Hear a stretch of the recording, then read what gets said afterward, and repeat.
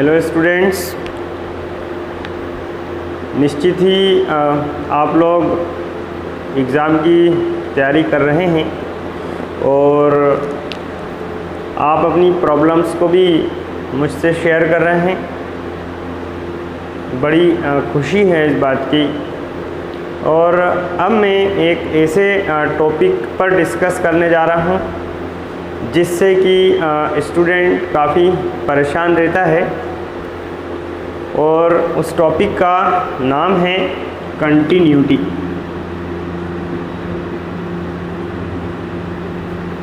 ज़्यादातर MP board में नूतन का बुक चलता है ना, नूतन के बुक से ज़्यादातर लोग स्टडी करते हैं। तो उसका ये चैप्टर नंबर 8 है ना, और इसका ब्लूप्रिंट है 1+2+5। और 1 और 2 नंबर के जो क्वेश्चंस हैं वो 1 और 2 नंबर की क्वेश्चंस जनरली कंटिन्यूटी से ही पूछे जाते हैं।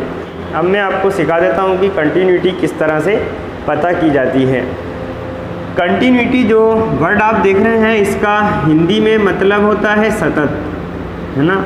सतत को और हिंदी में करें तो लगातार, मतलब कोई ऐसी प्रोसेस जो लगातार चल रही है वो प्रोसेस कंटिन्यूस प्रोसेस या सतत प्रोसेस कहलाती है। जैसे कि मैं यहाँ पे 2 एक्सिस बना रहा हूँ, एक तो एक्स एक्सिस है, एक वाई एक्सिस है ना। हमने क्या कहा, कोई काम जो लगातार चल रहा है उस काम को हम सतत या इंग्लिश में कंटिन्यूस कहेंगे। तो ये भी एक काम है। मान लीजिए मैंने एक काम शुरू किया और वो काम मैं ऐसे करता चला गया ऐसे इस काम को, तो ये जो प्रोसेस हुआ एक कंटिन्यूटी का उदाहरण है। इसके अंदर ज़्यादा मत जाओ गहराई में। मैंने बिना पेन उठाए कोई ग्राफ बना दिया, मतलब वो ग्राफ कंटिन्यूस फंक्शन का ग्राफ है। ठीक है, आइए एक डिसकंटिन्यूस फंक्शन का ग्राफ बनाते हैं। ये देखिए, ये एक्स एक्सिस है, ये वाई एक्सिस है ना। काम को मैंने शुरू किया और पहले मैंने काम यूँ किया और फिर इसी को आगे यूँ बढ़ा दिया। इसका मतलब क्या हुआ, ये एक ये बीच में ब्रेक आ गया ना, यहाँ से यहाँ दोनों में ब्रेक है, तो ये हो गया एक डिसकंटिन्यूस यानी कि असंतत। ठीक है, तो ये आपने सतत और असतत यानी कंटिन्यूस और डिसकंटिन्यूस के फ़ोटो देखे हैं, लेकिन मैं अच्छे से जानता हूँ कि इन फ़ोटोओं से आपका कुछ भी नहीं होना है ना। जो फंक्शन है और फंक्शन के लिए जो पॉइंट दिया हुआ है उस पॉइंट पर हमें कंटिन्यूस बताना है, डिसकंटिन्यूस बताना है। तो आइए हम कुछ ऐसे क्वेश्चंस देखते हैं।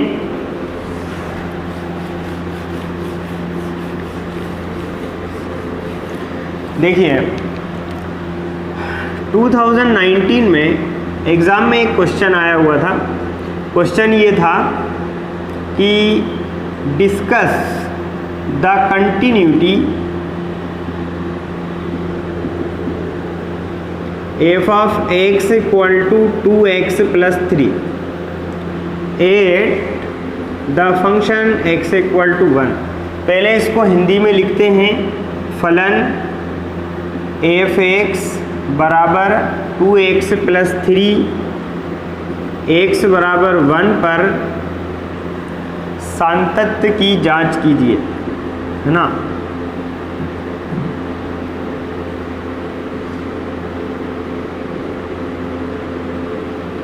मैं ये कहना चाह रहा था, ये आपके आरबी त्रिपाठी नूतन की एक्सरसाइज 8A का क्वेश्चन नंबर 2 का फर्स्ट है। ठीक है, पूरा रेफरेंस मैंने आपको दे दिया, आप ढूंढ लें इसको। और अब कंटिन्यूटी की डिस्कस करना, मैं इस फंक्शन को फ़िलहाल आपको देखकर ही बता रहा हूँ कि ये फंक्शन कंटिन्यूस है।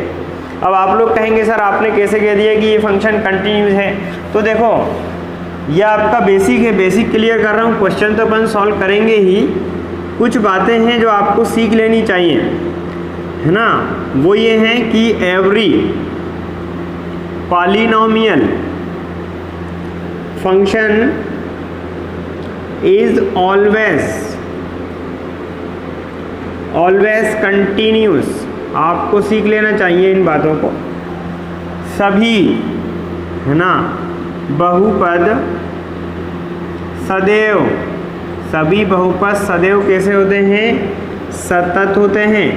ये बात आपको सीख लेनी चाहिए, लिख लेनी चाहिए। सभी बहुपद कैसे होते हैं? ये पहला थ्योरम है। जब आप इस चैप्टर को शुरू करते हैं तो ये कंटिन्यूटी का पहला थ्योरम है। All the polynomial functions are always continuous at every point, यानी कि सभी बहुपद सदैव सतत होते हैं सभी बिंदुओं। बात तो ये है। दूसरी बात ये इसके दो उपप्रमेय हैं कि सभी रेशनल नंबर जानते हो, परिमेय व्यंजक, है ना, परिमेय व्यंजक ये भी कंटिन्यूस होते हैं, लेकिन इनका जो डिनोमिनेटर है वो डिनोमिनेटर जो है इसका वो वेनिश नहीं होना चाहिए, यानी कि वो शून्य नहीं होना चाहिए किसी भी बिंदु पर। और एक और इसका कॉरोलरी ये है कि quotient of the two polynomials, ऊपर भी पॉलिनोमियल है और नीचे भी पॉलिनोमियल है, ये भी कंटिन्यूस होते हैं, लेकिन शर्त ये है कि किसी भी एक्स पर इसका जो डिनोमिनेटर है वो ज़ीरो नहीं होना चाहिए। तो आप किसी भी फंक्शन को केवल आप देखकर ही बता सकते हैं कि वो कंटिन्यूस है या नहीं है। जैसा कि मैंने इस फंक्शन के बारे में कहा था कि ये है फंक्शन एक कंटिन्यूस फंक्शन है, ठीक है।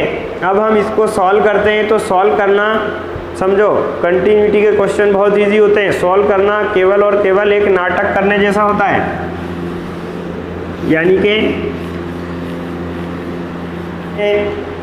क्वेश्चन सॉल्व करवा रहा हूँ, इसमें दो बातें तुम सीख लो, है ना। मैं पूरे चैप्टर के लिए आपसे बातें कर रहा हूँ, दो बातें सीख लो, दो बातें सिखाना चाहता हूँ।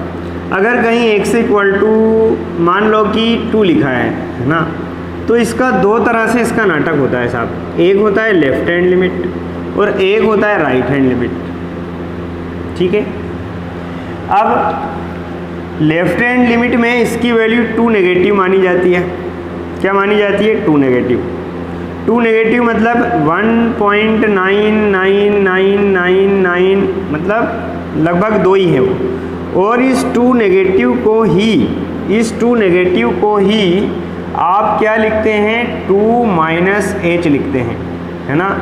2 माइनस h लिख दिया। अब लोगों ने आपसे सवाल किया, अरे भाई क्या कर रहे हो, x की वैल्यू तो 2 थी, आपने 2 माइनस h लिख दिया। तो आप उसको तुरंत ही जवाब देंगे कि सुन भाई, h की वैल्यू तो 0 है, ठीक है।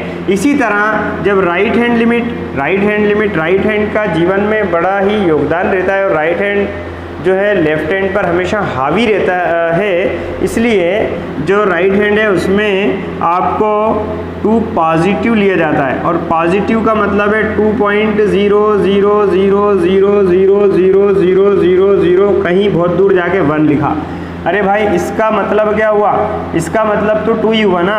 और आप इस 2 प्लस को लिखेंगे 2 प्लस h, जबकि जैसे आपसे किसी ने कहा कि भाई h क्या होता है, तो आपने तुरंत ही जवाब दिया कि h की वैल्यू तो 0 है। तो मैं आपको ये कहना चाह रहा था, ये एक नाटक करने जैसा ही हुआ कि आपने h के प्लेस पर 0 लिख दिया और x की वैल्यू वापस 2 मिल गई आपको। ऐसे आपने यहाँ पर 2 प्लस h लिखा और h के प्लेस पे आपने 0 लिख दिया और आपको वापस x की वैल्यू 2 मिल गई। तो इवन मैं ये कहना चाह रहा था कि लेफ्ट हैंड लिमिट में आप हमेशा लिखिएगा, लेफ्ट हैंड लिमिट में आप लिखिए 2 नेगेटिव या 3 है तो 3 नेगेटिव या a है तो a नेगेटिव। ऑलराइट, तो आप कंक्लूशन यानी आप किस नतीजे पर पहुंचते हैं? आप इस नतीजे पर पहुंचते हैं कि जब आप किसी क्वेश्चन को आप सॉल्व करते हैं तो लेफ्ट हैंड लिमिट लेते हैं, तो लिमिट में यहाँ आप नाटक करते हैं कि जो 1 है या जो भी दिया हुआ है उसमें यहाँ नेगेटिव साइन लगाते हैं और यहाँ पे फंक्शन ही लिखते हैं, ठीक है। अब 1 नेगेटिव का मतलब मैंने आपको अभी बताया, 1 नेगेटिव का मतलब होता है 1 माइनस h। ऑलराइट, 1 नेगेटिव का मतलब होता है 1 माइनस h, तो x के प्लेस पर मैंने 1 माइनस h लिख दिया, ठीक है। और यहाँ पे लोगों ने कहा अरे भाई ये आपने h क्यों लगा दिया, तो आप फ़ौरन ही बोलने जा रहे हैं कि h की वैल्यू एक्चुअल में 0 है।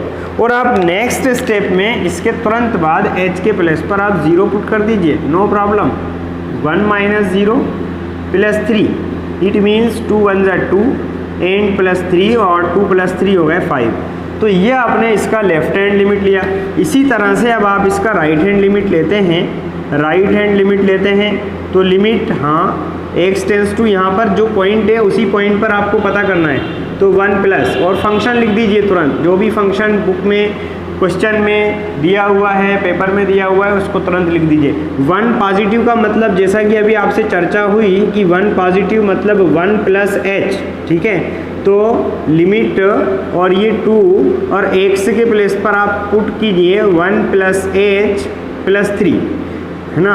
फ़ौरन लोगों ने कहा कि h आपने कहाँ से लगाया, तो आप h के प्लेस पर 0 पुट कर दीजिए। अब यहाँ आप 0 पुट कीजिए तो 2 1 प्लस 0 प्लस 3, तो 2 1 ज़ा 2 प्लस 3 इज इक्वल टू 5। तो यहाँ पे लेफ्ट हैंड लिमिट आप लोग देख रहे हैं, लेफ्ट हैंड लिमिट भी 5 है और राइट हैंड लिमिट जो है वो भी 5 है। लेकिन यहाँ आपको एक चीज़ और कर लेनी चाहिए, और वो ये है कि जो फंक्शन आपका स्टार्टिंग में दिया हुआ है, जो फंक्शन स्टार्टिंग में दिया हुआ है 2x प्लस 3, इसमें x इक्वल टू 1 पुट कर देना चाहिए। जैसे कि मैं यहाँ आपको 1 पुट करके बता रहा हूँ, f of 1 is equal to 2 into 1 plus 3, तो f of 1 is equal to 2 plus 3, f of 1 is equal to 5। All right. अब आप देखिए इनको अगर 3 इक्वेशंस बनाते हैं 1 2 और ये 3, तो इन तीनों इक्वेशंस के बारे में जो डेफिनेशन है वो डेफिनेशन ये कहता है कि f of a and left hand limit and right hand limit, तो f of a means f of 1, left hand limit means 5, left hand limit means 5, right इनो इक्वल है, तो therefore the given function is continuous. तो students ये question exam में last year 2 marks में पूछा गया था, क्वेश्चन नंबर 8 पे था। इस तरह के क्वेश्चंस आपसे पूछे जाते हैं, आपको कंटिन्यूटी में घबराने की बिल्कुल भी आवश्यकता नहीं है, ये बहुत सिंपल होती है। आइए मैं